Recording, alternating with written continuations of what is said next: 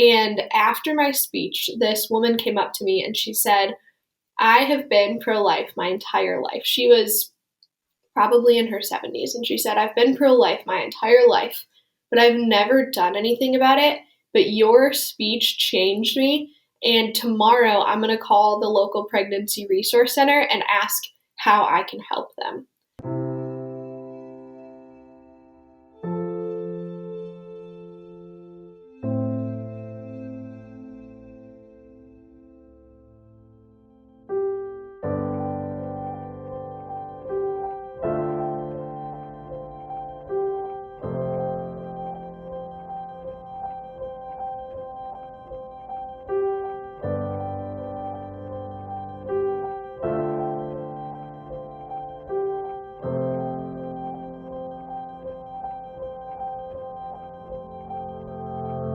Hi folks, and welcome to Humans of the Pro-Life Movement, an initiative of the Pro-Life Guys podcast where we feature the incredible women and men working around the world to change minds and save lives from abortion.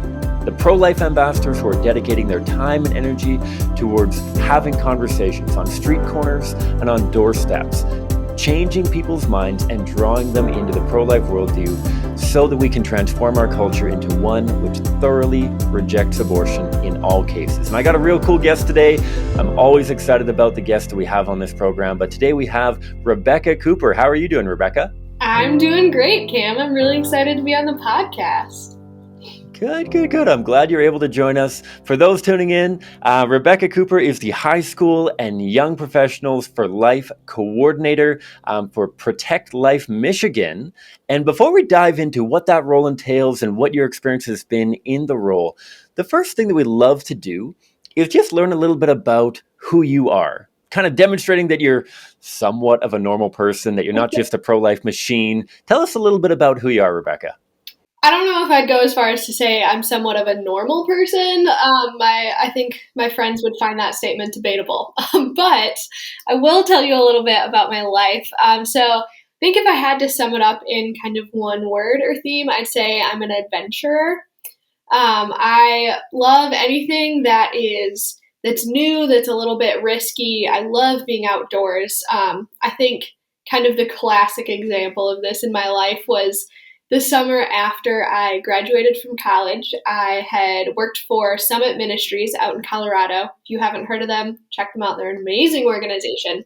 But after that, I worked about half the summer there, and I was looking for a job, didn't know exactly what I was going to do. I was waiting to hear back from some people. So I had a couple months, and I was like, I'm just going to live out of my car, travel around a few states in the mountains, see some national parks. So that was, I think, my classic adventure, but I try to, incorporate little things like that into the rest of my life. As I'm working full time now, I still like to have some adventures and stuff like that, small or big. But yeah, and then I think probably the other big thing that I have to mention is that I'm getting married in 8 days from when this podcast is recorded. Probably by the time it airs, I'll be off on my honeymoon.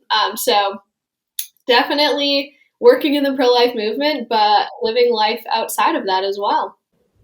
Very cool. Congratulations. I don't know if I knew that. So that's super exciting. Congratulations to you and your fiance. Thank you.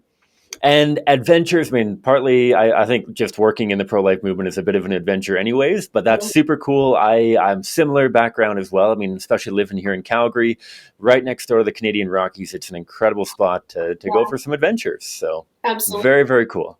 So let's dive into the meat and potatoes. And to do that, I love relying on something that Scott Klusendorf, Executive Director of the Life Training Institute in America, talks about, of how people don't just randomly join the pro-life movement, but there's a summoning and something of a journey towards getting involved in the pro-life movement. I'd love to ask, how did you find yourself working full-time in the movement? Share a little bit about that journey with us. That's a really good question. I like that way of viewing it, the journey towards it. I have to say, from my perspective at least, I got involved kind of accidentally. I now know that it wasn't accidentally from God's perspective, but when I was in 7th grade, I joined this group called Gaylord Teens for Life. This was just over a decade ago. Yeah, just over a decade ago, I guess. Wow. And honestly, it was a brand new club, and I joined it because my friends were in it, and my older brother did it. So I was like, well, I guess I'm going to do it because it sounds fun. So I got involved just kind of to do it. My family was pro-life. It seemed like a good thing to do. And I accidentally became the first president of that club. They were like, all right, so, who wants to be on our board? And little seventh grade me was like, sure, I'll do it. Had no idea what I was doing. Absolutely no idea. So I was involved with that group all through middle school and high school. And slowly through that involvement, it began to shift from something that I was doing just to do it to something that I really recognized the need and the urgency and like the mission aspect of it. Because truly, when I joined, it wasn't about the mission; it was about me. Um, and I think that pivoting point for me was when I was in ninth grade. I entered a pro life oratory contest. And again, it was just something that my friends were doing, so I did it. And I did a little bit of research and I wrote this presentation. And I remember thinking, okay, the audience here is obviously already pro life. No one pro choice is going to come to this. So, what can I say that's going to be something that will still impact them? And I found this story that was about people during the Holocaust who were part of a church who would say that every human is made in the image of God and would say that, any injustice against humans is wrong, but chose not to act when they were given the opportunity. And I presented that story to this audience and I challenged them to act. And after my speech, this woman came up to me and she said, I have been pro life my entire life. She was probably in her 70s. And she said, I've been pro life my entire life, but I've never done anything about it. But your speech changed me. And tomorrow I'm going to call the local pregnancy resource center and ask how I can help them. And that was the moment that I realized that being in the pro life movement isn't just about doing it kind of to check a box, but I realized that I could actually create tangible change and call people from apathy to action.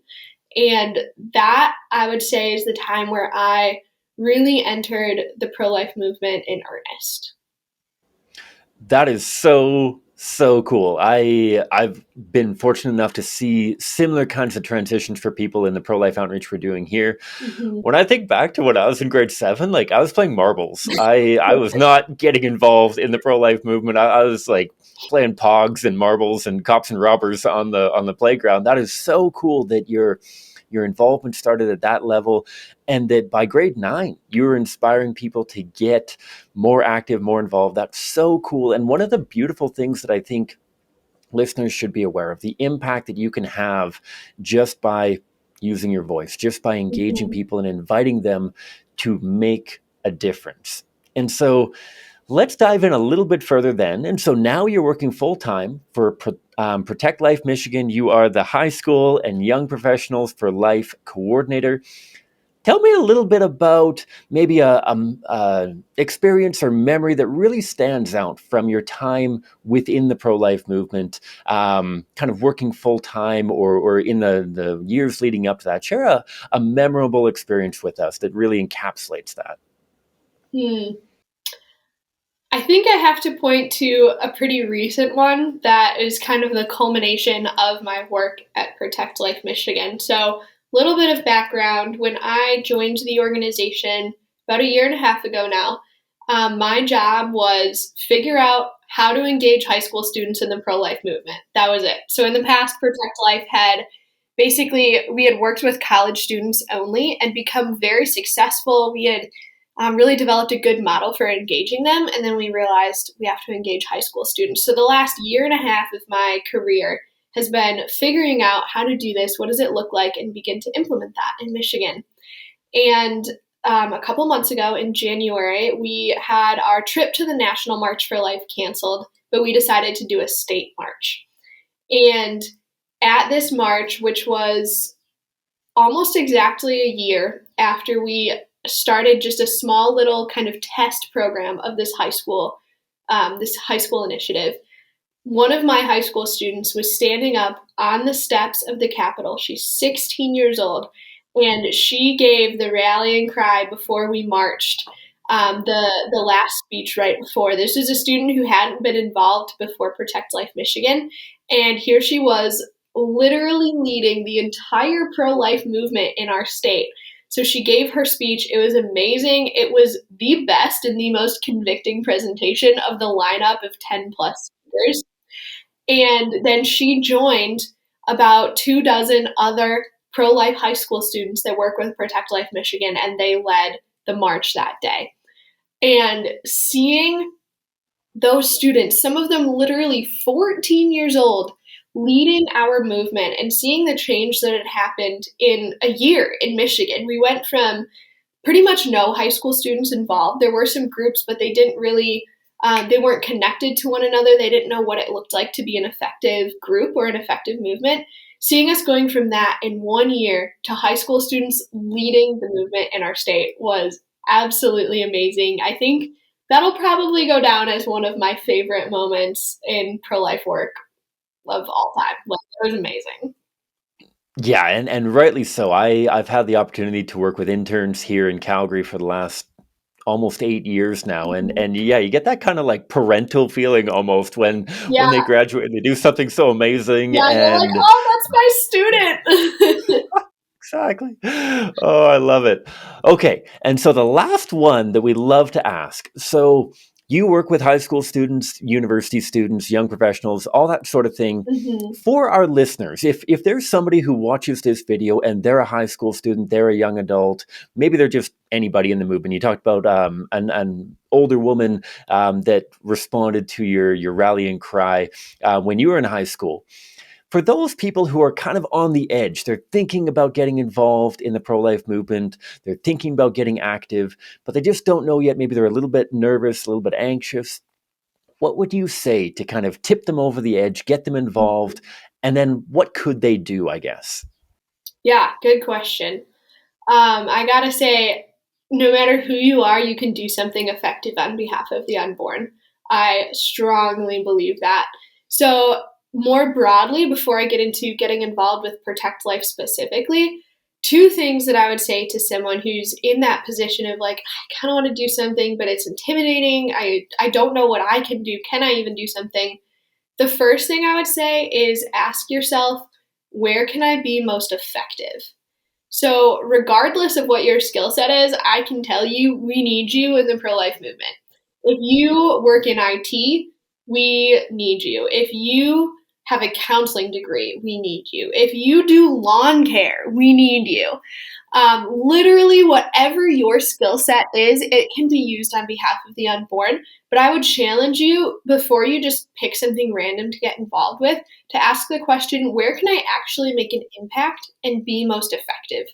I remember listening to the Pro Life Guys podcast and hearing, I believe his name was Blaze, come on and talk about theory of action versus theory of change. Go back and listen to that episode if you haven't. So good.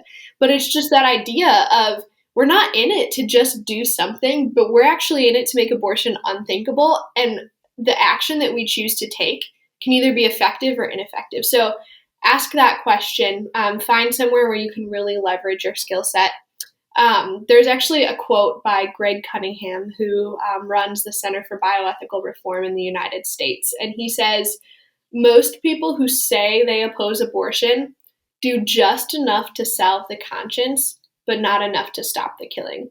And I think that speaks to the idea of we're not in it to just do something, but we're in it to do something effective. So take a moment to see, like, where can I be most effective? And the second thing I would say is find a mentor.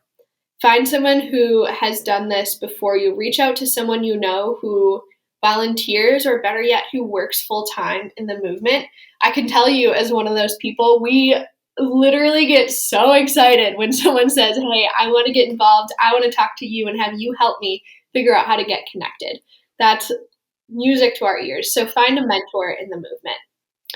And then as far as PLM, Protect Life Michigan specifically, like I kind of alluded to before, we work with students and young professionals. So within the state of Michigan, we have pro-life clubs on high school and college campuses across the state. So reach out to us and find out if there's one at your school. If not, we would be delighted to help you start one. That's one of my favorite things.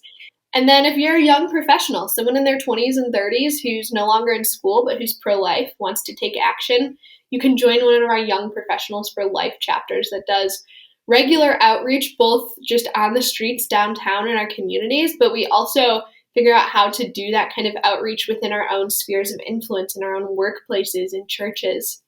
But that only covers ages, 13 to 30, right? Or 13 to 40. So really anyone can be effective in the movement. And I want to share something that anyone, no matter your age or what country you live in, can get involved with.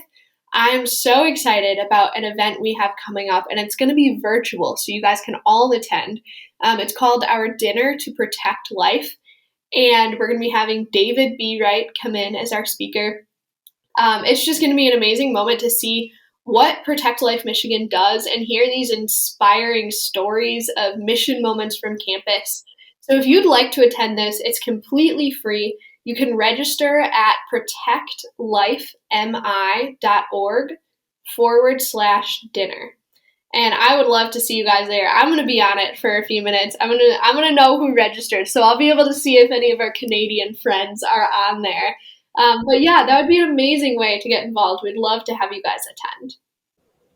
Gotcha. I've had the privilege of staying up to date with what's going on Pro-Life Michigan. I get the email updates, and it's super, super encouraging to see the incredible work that you guys are doing in the state of Michigan, changing minds, saving lives, and like you said, that theory of change, doing effective work to impact our culture so that one day we can transform our society. We've come from a place in which abortion was unthinkable.